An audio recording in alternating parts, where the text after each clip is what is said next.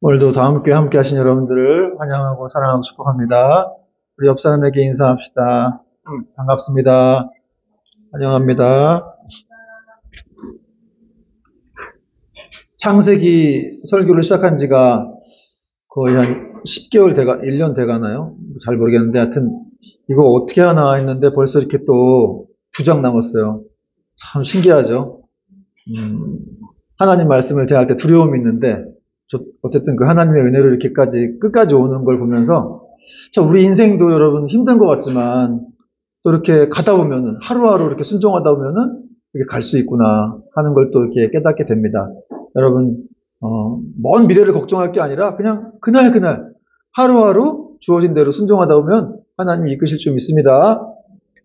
엇바뀐 축복이라는 제목으로 말씀을 전하겠습니다. 애굽으로 온 요셉의 형들과 이 야곱이 바로 앞에 서게 되었습니다. 평생에 걸쳐서 목동 들인 이 사람들이 그 애굽의 절대 군주 앞에 설 일이 없는데 요셉 때문에 이렇게 애굽에 가서 그 앞에 섰습니다. 그리고 이제 여러 가지 말도 하고 이제 선물도 받았죠.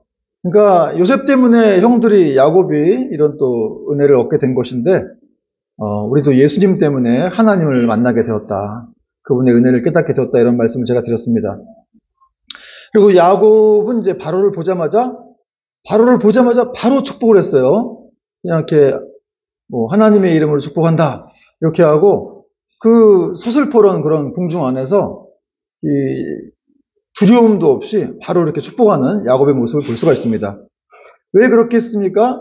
야곱이라고 하는 사람이 나는 하나님의 선지자야. 이런 의식을 가지고 네가 비록 이런 절대 군주 왕이지만 너도 하나님의 축복을 받아야만 할 사람이야.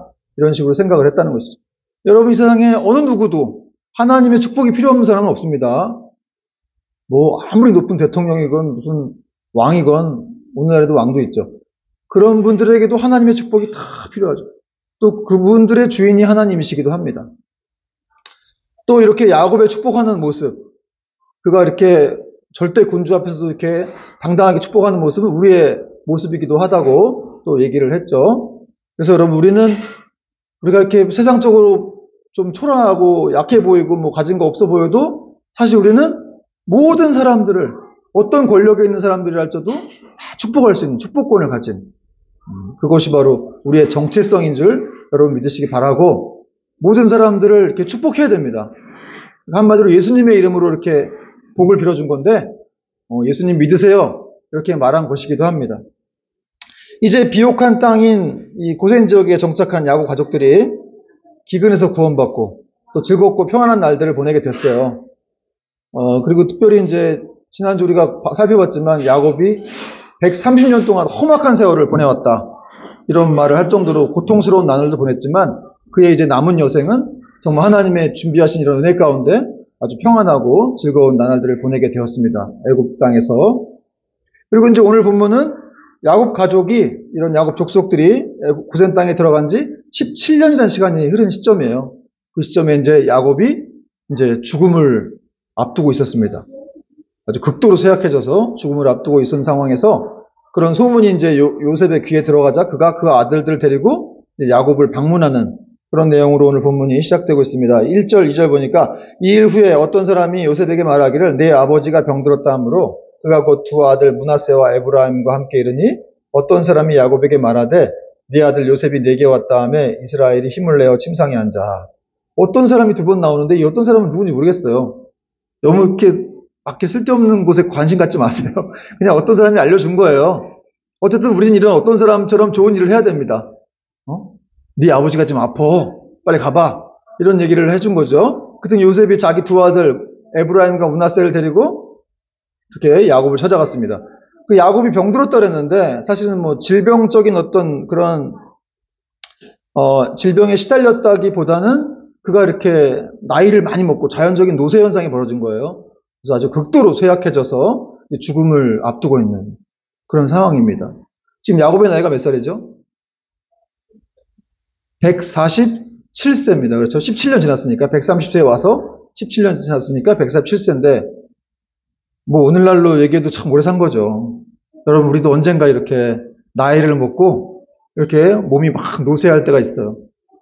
죽음을 임박해 두는 상황이 우리에게도 있다는 것이죠.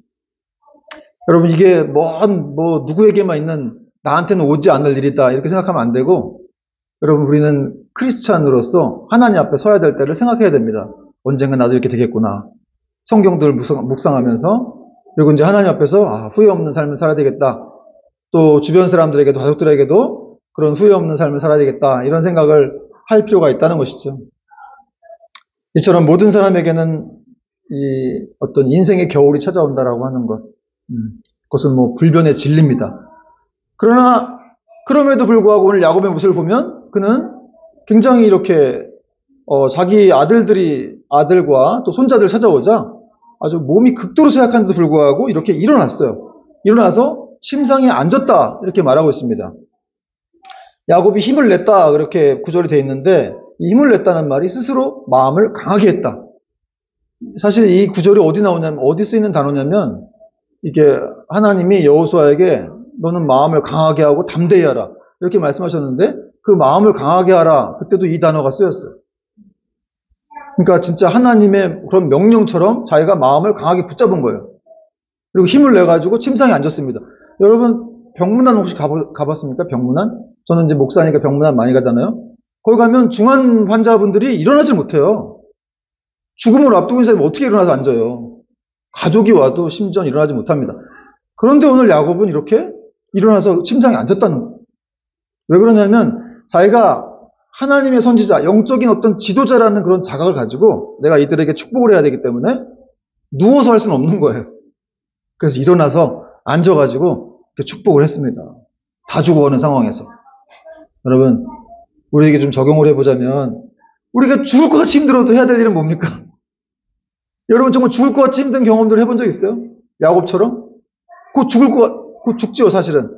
그런 죽을 것 같이 힘든데 불구하고 자기 할 일을 한다는 거예요. 사실 우리도 영적인 지도자죠. 성도라고 하는 사람들은 다 영적 지도자예요. 그래서 우리가 할 일이 있고, 집에서 할 일이 있고, 또 영적으로도 할 일이 있습니다. 그런 사명들을 감당해야 된다는 거죠. 죽을 것 같이 힘들어도 내가 할 일은 해야 된다. 그럼 야곱은 힘을 내서 앉아서 뭐 했습니까? 3절 4절 보니까 요셉에게 이르되 이전에 가나안 땅 루스에서 전능하신 하나님이 내게 나타나사 복을 주시며 내게 이르시되 내가 너로 생육하고 번성하게 하여 내게서 많은 백성이 나게 하고 내가 이 땅을 내 후손에게 주어 영원한 소유가 되게 하리라 하셨느니라. 지금 야곱이 자기 아들 요셉에게 하나님의 언약을 상기시켜 주는 거죠.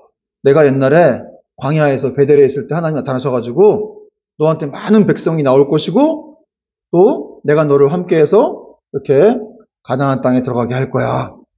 이런 말씀 주신 걸 알려주는 거예요. 그러니까 이게 무슨 말이냐면 지금 우리가 애굽에 있지만 애굽에서 잘 먹고 잘 살고 있지만 사실 여기가 계속해서 있을 땅이 아니라는 거예요. 우리는 여기 있는 게 아니라 곧 가게 될 거야. 진짜 가야 될 땅이 있어. 믿음의 사람들은 그렇게 하나님의 약속을 붙들고 사는 거야. 이런 걸 지금 요셉에게 알려준 거예요. 이렇게 중요한 얘기를 하니까 어떻게 누워서 하겠어요. 이렇게 일어나서 앉아가지고 정말 이렇게 진지하게 이렇게 얘기를 한 겁니다. 그리고 또 계속해서 요셉이 이렇게 내가 너의 두 아들을 양자로 삼겠다 이런 말을 합니다. 5절과 6절, 7절 보니까 내가 애굽으로 와서 네게 이르기 전에 애굽에서 내가 낳은 두 아들 에브라임과 므낫세는 내 것이라. 르우벤과 시므온처럼 내 것이 될 것이요. 이들 후에 네 수생은 네 것이 될 것이며 그들의 유산은 그들의 형의 이름으로 함께 받으리라. 아니 언약을 상기시켜주면서 왜 갑자기 요셉의 두 아들을 자기 양자로 삼을까요? 왜 그럴까요, 여러분? 마치면 커피 한 잔. 그러니까 한마디로 요셉을 지금 장자로 삼겠다는 거예요. 네가 지금 우리를 구원했고 애굽을 구원했기 때문에 너를 지금 장자로 삼겠다. 그리고 이제 그 아들이 므낫세와 에브라임인데 이렇게 두 몫을 주겠다는 거예요. 두 배의 몫을 주겠다. 고대 근동의 이 상속법에서는 장자에게는 두 배의 몫을 주는 그런 상속법이 있었어요. 장자에게만 두 배.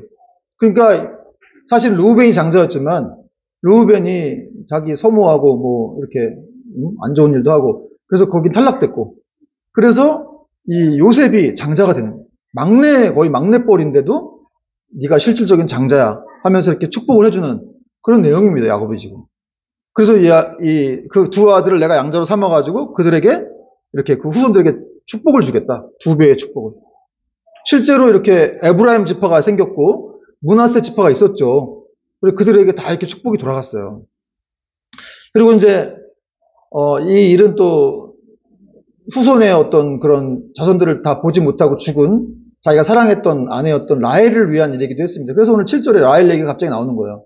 라헬. 7절에 보니까 내게 대하여는 내가 예전에 밧단에서 올 때 라헬이 나를 따르는 도중 가나안 땅에서 죽었는데 그것은 에브랏까지, 에브랏은 베들레헴이었죠. 길이 아직도 먼 곳이라. 그래서 내가 내 사랑하는 아내를 길바닥에 묻었어. 그게 네 엄마야. 그리고 너는 내가 사랑하는 그 아내의 아들이야. 그러니까 이제 이 요셉에게 2배의 장자권을 이렇게 부여하면서 2배의 축복을 주겠다. 이런 말을 한 거예요. 그리고 갑자기 이제 라헬이 나온 거죠. 라헬이 너무 사랑한 여자였는데 길에 묻은 거에 대해서 너무 가슴 아픈 거예요. 그러나 그 길에 묻어서 이렇게 사라진 것은 아니지만 어쨌든 그 라헬을 위해서 너에게 2배의 축복, 장자권을 부여하고 2배의 축복을 주겠다. 여러분 이런 걸 보면은 사람이 죽을 때는 누가 생각나요? 사람이 죽을 때, 죽음을 임박하고 있을 때는 누가 생각납니까? 사랑하는 사람이 생각나는 거예요. 여러분 죽을 때 생각나는 건 못다한 일이 아니에요. 돈 많이 못 번 거 아닙니다.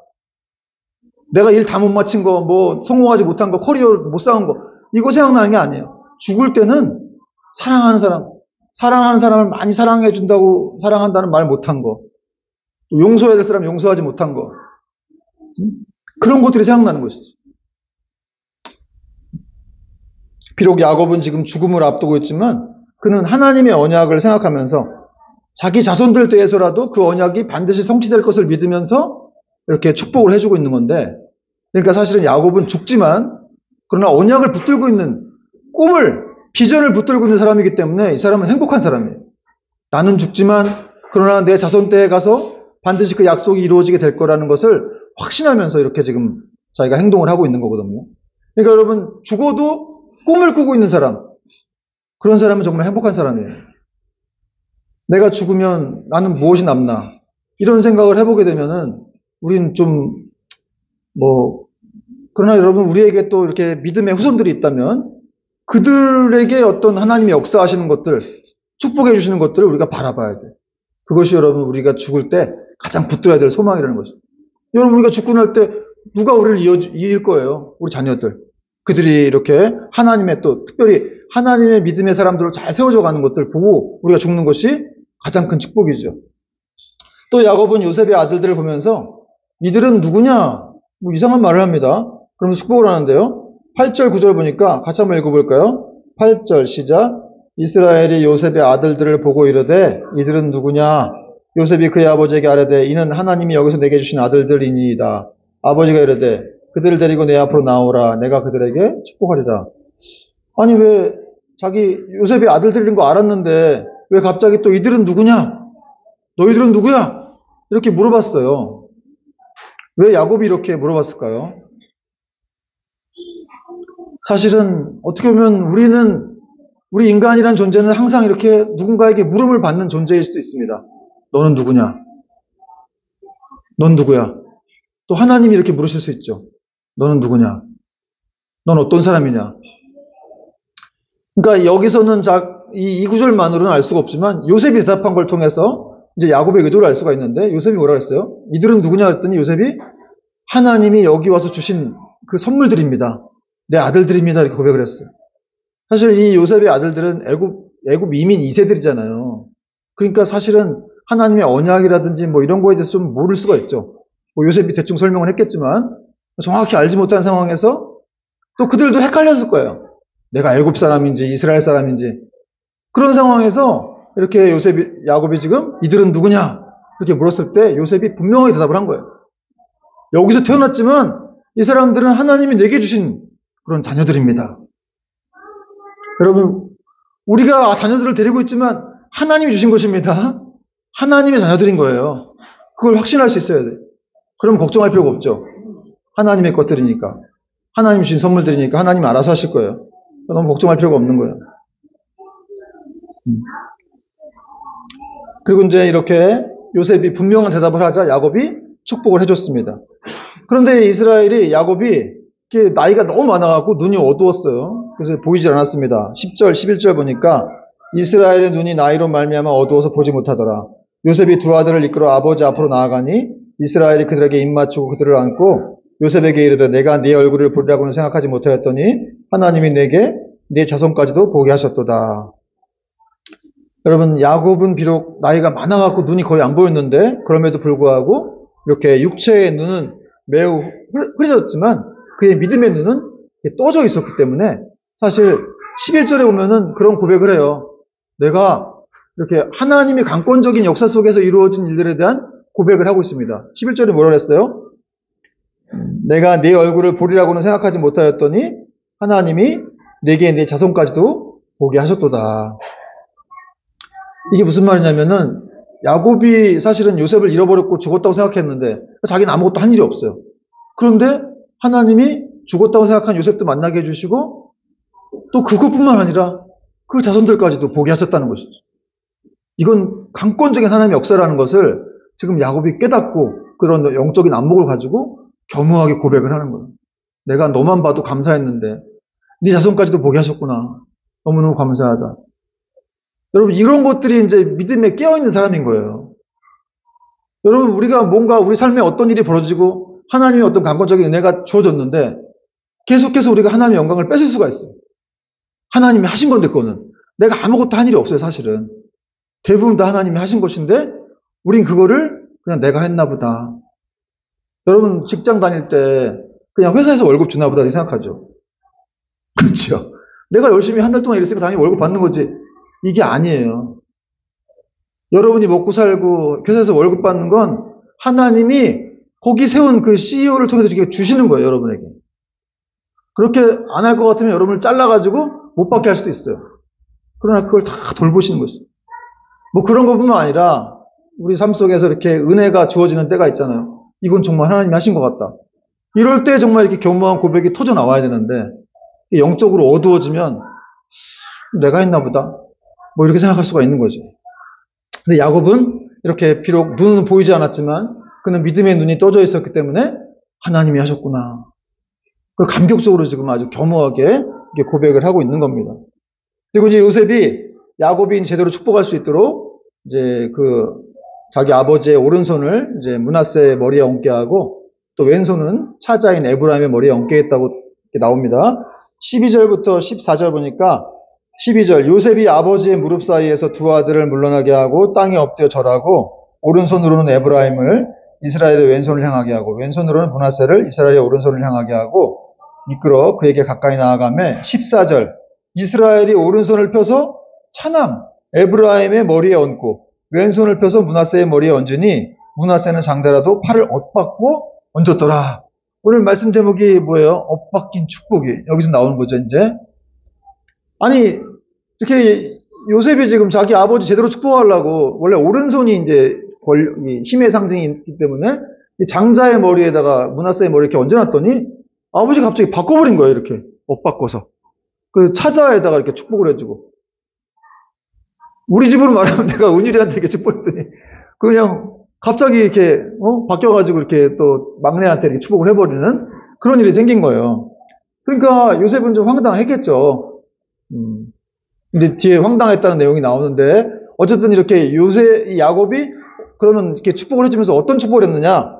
15절, 16절 보니까 그가 요셉을 위하여 축복하여 이르되 내 조부 아브라함과 아버지 이삭이 섬기던 하나님 나의 출생으로부터 지금까지 나를 기르신 하나님 16절 나를 모든 환난에서 건지신 여호와의 사자께서 이 아이들에게 복을 주시오며 이들로 내 이름과 내 조상 아브라함과 이삭의 이름으로 칭하게 하시오며 이들이 세상에서 번식되게 하시기를 원하나이다. 지금 야곱이 손자들에게 축복하기 전에 자신이 경험했던 하나님이 어떤 분이셨는지를 얘기하고 있죠. 야곱이 경험했던 하나님은 어떤 하나님이셨어요? 첫 번째로 자기를 기르신 하나님이라고 표현하고 있어요. 기르셨다. 야곱이 목동이었기 때문에 아마 그런 식으로 이제 하나님을 목자처럼 이렇게 생각했던 것 같아요. 길렀다라는 말은 양육하다 돌보다 이런 말인데 자기를 그렇게 양육하시고 돌봐주셨다. 평생 동안 그런 고백을 하고 있는 거고 두 번째 야곱이 사는 동안 경험한 하나님은 어떤 하나님이셨어요? 그의 사자를 통해서 모든 환란에서 자기를 구원하신 분. 이 모든 환란은 원어적으로는 이제 모든 악이에요. 모든 악과 모든 어려움, 모든 부족함, 이런 것으로부터 자기를 구원하신 분이다. 이렇게 지금 고백을 한 거예요. 그러면서 이 손자들에게 내 이름과 우리 아버지 이삭과 아브라함의 축복을 같이 주면서 이들도 그들처럼 되기를 원합니다. 그들처럼 돌봐주세요. 그런 고백을 지금, 축복을 지금 야곱이 하고 있는 겁니다. 여러분, 이 야곱을 돌보신 하나님이 우리도 돌보실 줄 믿으시기 바라요. 또 그의 사자를 통해서 야곱을 지키신 하나님은 우리도 지켜주시는 거예요. 아니, 천군 천사를 동원해서 지키시면 뭐 누가 어떻게 하겠어요? 뭐 바울도 로마서에서 하나님이 우리를 위하시면 누가 우리를 대적하리요? 그런 고백을 했는데 여러분 진짜 그런 믿음이 있어야 돼요. 하나님이 나를 지키신다. 함께 하시고 사자를 통해서 나를 이끌어 가신다. 그리고 또 야곱을 기르셨던 것처럼 내 인생도 하나님이 기르실 겁니다. 사실 우리가 자녀들을 기르고 있다고 생각하지만 우리가 기르고 있는 게 아니에요. 하나님이 다 우리 게 아니기 때문에 그들이 하나님 것이기 때문에 하나님 다 기르시고 먹이시고 입히시는 거예요. 근데 그들은 자기들이 잘나서 이렇게 자랐다고 생각하는 경우가 많이 있죠. 참 문제입니다. 여러분, 하나님의 은혜로 이렇게 자라가고 그러는 겁니다. 야곱이 축복할 때 손이 엇바뀐 것을 이제 요셉이 별로 안 좋아했어요. 기뻐하지 않았습니다. 17절 보니까 요셉이 그 아버지가 오른손을 에브라임의 머리에 얹은 것을 보고 기뻐하지 아니하여 아버지의 손을 들어 에브라임의 머리에서 므낫세의 머리로 옮기고자 하여 그의 아버지에게 이르되 아버지여 그렇게 하지 마세요. 이는 장자이니 오른손을 그의 머리에 얹으소서 하였으나 그의 아버지가 허락하지 아니하며 이르되 나도 한다. 내 아들아 나도 한다. 그도 한 족속이 되며 그도 크게 되려니와 그의 아우가 그보다 더 큰 자가 될 것이고 여러 민족을 이룰 것이니라. 그러면서 이제 에브라임을 앞세웠다. 이렇게 돼 있어요. 자신의 행동을 기뻐하지 않는 그런 요셉에게 야곱이 내가 지금 내 기분대로 하는 게 아니야. 내가 실수하거나 내가 지금 하고 있는 일을 내가 알고 있다는 거죠. 이게 어떤 편애를 통해서 한 일이 아니고 내 기분 따라 한 게 아니라 사실은 하나님의 섭리 가운데 나는 그분의 뜻에 순종하는 것일 뿐이다. 이렇게 이제 요셉을 이해를 시킨 거예요. 사실 이런 야곱의 모습은 자기 아버지 이삭도 축복했었죠. 이삭도 눈이 막 어두워진 상태에서 이제 야곱을 축복하고 에서를 축복했지만 그분이 이제 눈도 어두웠지만 영안도 어두웠기 때문에 에서를 축복하려고 했어요. 그런데 이제 이 야곱이 이렇게 염소토를 입고 나타나가지고 제가 야곱 에서예요. 그러면서 이제 축복을 받았죠. 그래서 하나님의 섭리 가운데 축복을 되찾아왔어요. 그러니까 사실은 아버지 이삭은 눈이 어두운 상태에서 제대로 축복을 못할 뻔했지만 하나님 뜻도 거스르려고 했죠. 그러나 야곱은 눈이 아무것도 안 보이는 상태에서도 믿음의 눈이 떠져 있었기 때문에 제대로 된 축복을 할 수가 있었던 겁니다. 여러분, 야곱이 왜 이렇게 했었을까요? 왜 이렇게 할 수 있었겠어요? 그는 늦은 나이까지 계속해서 하나님과 교제한 거예요. 하나님께 물어봤겠죠. 누구를 어떻게 축복할까요? 이걸 안 물어보고 막 마음대로 했겠어요? 그러니까 나도 안다. 그도 크게 되겠지만 에브라임은 더 크게 될 거야. 므낫세도 크게 될 것인데 동생 에브라임은 더 크게 될 거야. 이렇게 지금 야곱이 말을 하고 있는 겁니다. 여러분, 우리가 늙으면 나이 먹고 늙는다는 게 참 슬프기도 하고 저도 그런 생각이 막 들더라고요. 무슨 소망이 있나. 그런데 이거 읽다 보니까 내가 육신적으로는 비록 후패하지만 바울이 말한 것처럼 육신은 후패하지만 우리의 영혼 날로 새로워질 수 있겠구나. 더 이렇게 하나님과의 교제함이 깊어져서 신약 성경 누가복음에도 이렇게 하나님의 위로를 기다리는 시므온이라는 사람이 있었죠. 또 84세 안나 선지자가 있었어요. 7년 동안만 남편하고 살다가 이렇게 평생을 과부로 산 사람이에요. 근데 그가 주야로 기도했던 사람이었다. 성전을 떠나지 않고 기도했다. 이런 표현이 나오는데 이제 그분들에게 나중에 이렇게 아기 예수님이 나타나셨죠. 그래서 그 당시 많은 신학자들이 있었고 종교 개혁자들이 종교 어떤 지도자들이 있었지만 그들은 못 봤어요, 메시아를. 그러나 이 시므온과 안나 선지자는 정말 영안이 열린 가운데 아기 예수님을 이 메시아라는 사실을 알 수가 있었고 그거 보면서 하나님이 이 땅에 오셨구나라는 걸 보면서 그들은 이제 눈을 감을 수가 있었던 거죠. 굉장히 큰 영광 가운데 이제 그들이 임했던 것이죠. 있었던 것이죠. 여러분, 우리가 이 땅에서 살면서 뭐 아무것도 없는 것처럼 보이고, 나이 먹고다가 그때 또 이렇게 비참하게 살아야 되나? 뭐 이런 생각 할 수도 있지만, 그게 아닌 거예요, 사실. 진짜 그리스도인들. 정말 하나님의 교제 가운데 거하는 사람들은 정말 영안이 열리고 믿음의 눈이 열려서 세상 사람들이 알 수 없는 그런 축복 속에서 우리는 살 수가 있다는 것을 우리가 알아야 합니다. 또한 여기서 우리가 알아야 할 것은 이 하나님의 은혜, 하나님의 은총이라고 하는 것은 육신의 질서를 거스르는 것이죠. 자연의 질서를 거스릅니다. 왜냐하면은 세상에서는 이 땅에서는 이제 먼저 태어난 사람들을 장자권을 부여하죠. 얘가 먼저 태어났으니까. 그러나 하나님 나라에서 그게 아니에요. 먼저 이렇게 태어난 사람이지만 그가 나중될 수도 있고 또 나중된 자지만 그가 먼저 될 수 있게 하시는 것이 하나님의 어떤 섭리, 주권이라는 거예요. 그래서 하나님은 우리가 어떤 때 아니 저 사람을 왜 저기다 쓰시지? 그러니까 적합한 사람을 쓰시는 게 아니라 하나님이 기뻐하시는 사람을 쓰는 거예요. 그러니까 우리는 어떤 때 왜 저 사람을 저기다 쓰고 그러지? 안 맞는 것 같은데 저런 사람은 어떻게 이렇게 생각할 수가 있죠. 그러나 하나님은 자기 주권이 내가 쓰겠다는데 또 그런 것은 여러분 사실 우리는 이스라엘에 비해서 우리는 차자예요. 그거 아세요? 이스라엘이 영적 장자죠. 장자야 걔네들이. 우린 차자고 거기가 원 감람나무 우린 돌 감람나무예요. 바울은 그렇게 표현했어요. 로마서에서. 그럼에도 불구하고 우리에게까지 구원이 온 것이죠. 우린 차자임에도 불구하고 우리가 이렇게 구원을 받게 된 것과 어떤 같은 이치라는 거예요. 그러니까 우리가 이런 일을 경험하면서 아니 이성적으로 생각해보면 좀 이해가 안 돼요. 아니 왜 하나님 이런 사람 쓰시는 거지? 나를 안 쓰시고? 저도 그런 생각이 들 때가 있어요. 왜 나를 안 쓰시고 왜 쟤를 쓰지? 내가 더 나은 것 같은데? 이런 생각이 들 때도 있고 아니면은 뭐 좀 이렇게 합리적으로 뭔가 좀 안 맞아요. 아니 왜 이렇게 하시는 거지? 내가 볼 때 이 사람이 더 나은 것 같기도 한데 그런데 그것이 하나님의 주권이라는 거예요. 그걸 어떻게 할 수가 없어요. 그러니까 안 믿는 사람들에게도 어떤 사람 잘 살게 하고 어떤 사람 못 살게 하고 그런 것도 있지만 하나님 주권이에요. 물론 그 사람들은 이제 거기까지가 끝이죠. 그러나 믿는 사람들 안에서도 이렇게 하나님이 어떤 사람은 뭐 사용하시기도 하고 어떤 사람 덜 사용하시기도 하고 그런 부분이 있는데 이런 것들을 다 이렇게 막 불평하고도 원망해서는 안 된다는 거예요. 그리고 그것들이 사실은 나는 알 수 없지만 다 알 수 없지만 나의 유익이 된다는 것. 나에게 유익이 되기 위함이고 하나님의 뜻을 이루기 위한 어떤 그런 합력할 손을 이루시는 그런 일이라는 것을 우리가 또 알아갈 때 그런 불평은 사라질 수가 있다는 것이죠. 실제로 성경에 보면 하나님께서 장자보다 차자를 쓰시는 경우가 사랑하시는 경우가 많았죠. 오늘 뭐 야곱 같은 경우도 에서보다 동생인 야곱을 하나님께서 사랑하셨고 또 나홀과 하란보다는 아브라함을 하나님 사용하셨죠. 또 누굽니까? 가인과 아벨. 가인은 사랑하지 않으셨어요.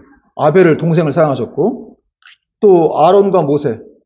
아론이 형인데 모세를 더 사랑하셨어요. 그렇죠. 또 다윗은 막내였어요. 집에서.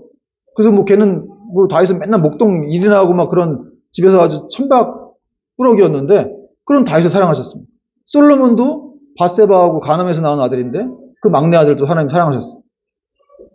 그게 참 이게 섭리가 뭐 인간적으로 생각하면 이해가 안 되기도 하지만 그러나 그런 일들이 있다는 거예요. 물론 오늘날에 하나님이 이렇게 차자보다 장자를 사용하시는 경우도 있긴 합니다.